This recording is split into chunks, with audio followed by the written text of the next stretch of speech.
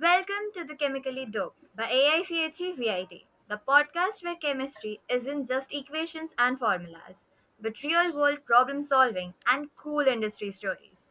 I'm Soya Adil, and alongside me are Swarnava Das and Abhilash Anilkumar. Three of us are the chemical engineering students at VIT Vellore.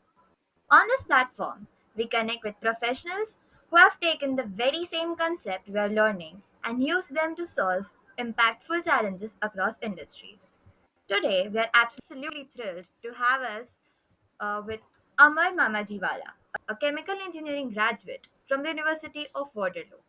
His career has taken him through Canada's oil and gas industry, into the cutting edge membrane technology innovation, and now into the world of finance.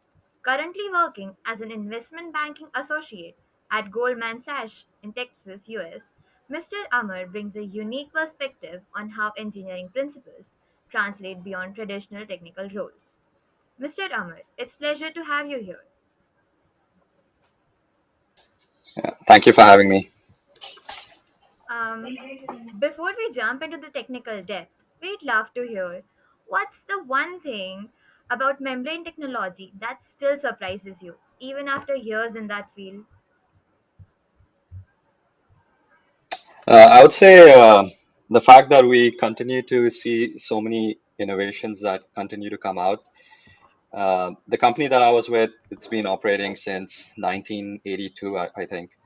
So over 40 years, and they are continuing to innovate and come out with new and new technology, which can tackle various kind of applications. So that's definitely very exciting to see.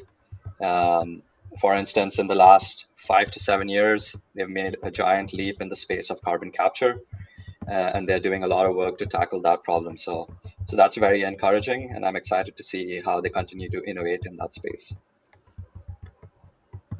Yeah, that's fascinating. And it makes me to wonder what first drew you to this field. Was there any particular moment in your early career when you realized membrane technology is such a focus for you? Additionally, how did your involvement in this area evolve through your professional experiences?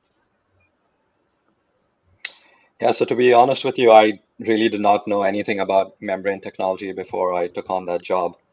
I was working with Suncor Energy in Fort McMurray, Canada, where majority of Canadian oil sands deposits are.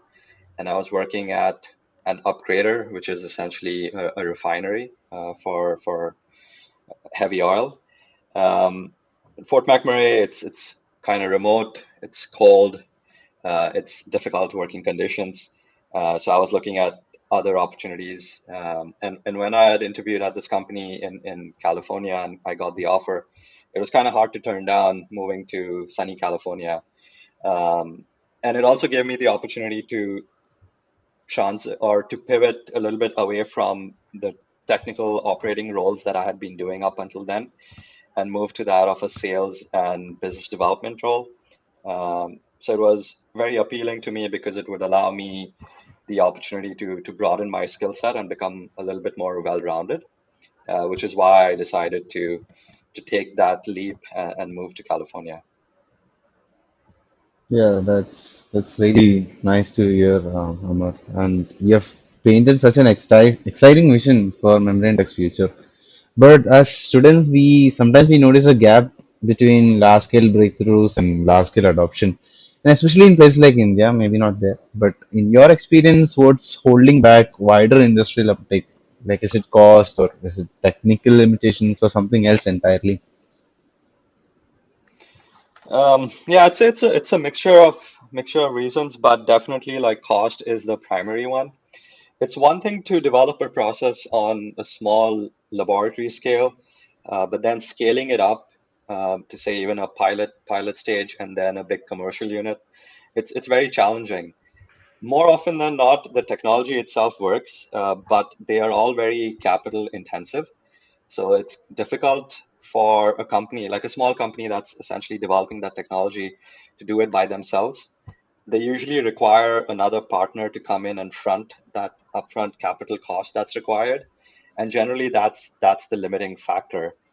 Um, and a lot of the times there's a lot of risk for any other entity to come in and essentially partner up with you. There is no guarantee that it's going to pay off. The economics may not always be very viable. So it can be a very big undertaking. And yeah, I would say that definitely like capital intensity is the primary reason as to why a lot of the technologies that are developed on a smaller scale do not always scale up and see widespread uh, um, adoption in the industry. Yeah, that's a great point. So it makes me think, how could these very challenges actually create opportunities for sustainability focused solution? For instances, as industry push for net zero targets. Also, while speaking of sustainability, the circular economy model seems tailor-made for membrane tech, where you do see the most immediate potential, say in waste valorization or carbon capture. And realistically, can young engineers accelerate this transition, or are systematic changes needed first? Yeah, I would say it's definitely possible, but it's an uphill challenge. The primary way in which someone new coming in, or even someone that's been working in that industry, can make a difference would be in the material science space. So developing new materials that can be used in the membrane that offers better selectivity and better permeance, which would translate to higher performing membranes, would be the primary way in which they could be making a positive impact. Because in doing so, the economics of the overall project become a lot more attractive, which means that more and more players would be taking a look at it and would be willing to front that upfront cost required to get the project up and running. The other way to also look at it would be from a process design. Currently, the way the process design has been set up for a lot of these carbon capture projects requires the use of various rotating equipment, which increases the energy cost. Um, so perhaps looking at ways in which that design could be further optimized, which not only brings down the capital cost required, but from the lifetime of the project, the operating costs would also need to come down for it to become more attractive. So I would say these are the two ways. One would be on the material science, and then the core engineering, looking at the process design. Well, your point about process design, it really resonates. Looking ahead, where do you see the most transformative opportunities for membrane technology? Like, are there any specific applications or innovations you would find particularly promising?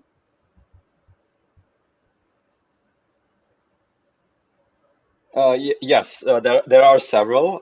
So I used to work in the petrochemical group at Membrane Technology and Research. And in our team, we used to work very closely with several big name players in the industry, primarily ExxonMobil, to develop new kinds of membranes which can be used in their plants. So specifically in petrochemical plants, without going into too much of the details, uh, one of the new technology that has been developed is to replace the traditional way of doing a kind of a liquid separation, which is primarily being done right now through the use of distillation. Uh, so it's already being tested on a smaller scale. A commercial scale system is currently being built and would be installed at one of their petrochemical plants. So that's certainly a very interesting one to keep an eye out for, because if it can be proved that it does work on the bigger scale, I could see it being installed at all such similar petrochemical plants around the world. Um, and the primary selling point behind the use of this membrane technology instead of traditional distillation is that it offers the same separation, but at a fraction of the energy cost. So that's definitely one to keep your eye out on. And the other one would be carbon capture. At MTR, they had launched a new vertical for tackling carbon capture a few years ago, and it's been very exciting to see the various opportunities that they are tackling. Most recently, they had sold a system to Taiwan Semiconductors manufacturing in Taiwan as part of a new plant that they are developing. So very very exciting to see what's happening over there. At the same time, within the in the U.S., they are working very closely with the Department of Energy to prove that this technology is viable on a bigger scale. Um, so that would be another thing to keep your eye out on and see what developments are coming down the road. Carbon capture. It sounds interesting to me. Well, Amar, based on your experience, for students like us who want to specialize in, say, CO2 separation or water treatment, what should we prioritize now? Like, would you recommend diving deeper into the material science or process simulation tools like Aspen, or this business side skills to bridge the lab to industry gap?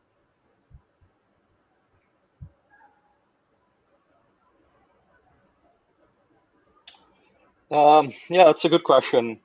So from what I've seen over these last 10 years, what you learn on the job will be a lot more than what you learn in your colleges. So I would not recommend spending too much time learning the simulation tools because a lot of it you can learn on the job itself. What I would recommend someone new coming into the industry would be first to network very aggressively, get to know more and more people, whether that's other students in other colleges or folks that are already in the industry, especially ones that you're considering working in. It would be very worthwhile to talk to them to understand, okay, what do you do on a day-to-day basis? Where do you see the industry progressing and where can more value be added? Because without working in that role or in that industry yourself, this is the only real way that you can get a little bit of feel for what lies ahead. So before you decide to start specializing or go down a particular path, it would be very worthwhile to talk to people who are already doing that so you can get a feel for if it's something that you would be interested in or not.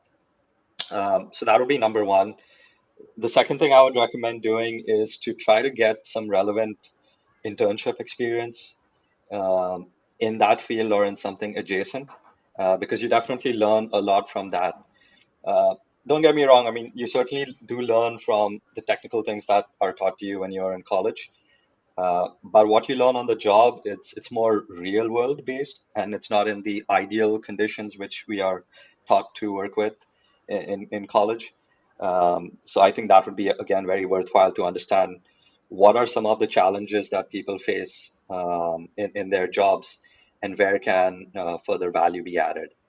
Um, After you've done those two things and you feel that, hey, this is something I still want to pursue, then it would be worthwhile to evaluate whether an advanced degree is required. If not, you can even start working directly in the company, whether it's on the R&D side or on more process design and engineering, and just keep progressing from there. Most of the companies that I've worked with up until now, they want to hold on to people that are good. So, say if you've worked with them for a year or two and you want to now pivot to a different role within the company, there will always be opportunities. So it's a lot easier for you to move from one role to another once you're in the company than if you're coming from outside. So at that point, once you've built some credibility and you have a little bit of a reputation as you're good, you can do the work, and you show that you're genuinely interested in trying something else out, those opportunities will come. So it's important to first get in, and then you can find your path or your way around once you're in that company. Yeah. And that brings us to the end of this amazing conversation with you, Amar. A big thank you, Amar, for joining us today. It's been an absolute pleasure having you on this podcast. We have learned so much from your insights on membrane tech, your professional experiences, and the valuable advice you have shared for fresh graduates and young professionals. We are truly enjoying talking with you, and we are sure our viewers will take a lot of inspiration and guidance from this episode. On behalf of the entire AIChE VIT team, thank you once again for being with us. Thanks for having me. It was a pleasure talking to you all, Yeah. and wishing you the very best in your careers going forward. Thank you, Ammar. Thank you so much. Thank you. Thank you. To our listeners, thank you for tuning in. Don't forget to follow us for more such inspiring conversations. Until next time, stay curious and keep exploring. If you enjoyed this episode, then please like, share, and subscribe to our channel for more such engaging videos. Drop your thoughts and questions in the comments. We would love to hear from you.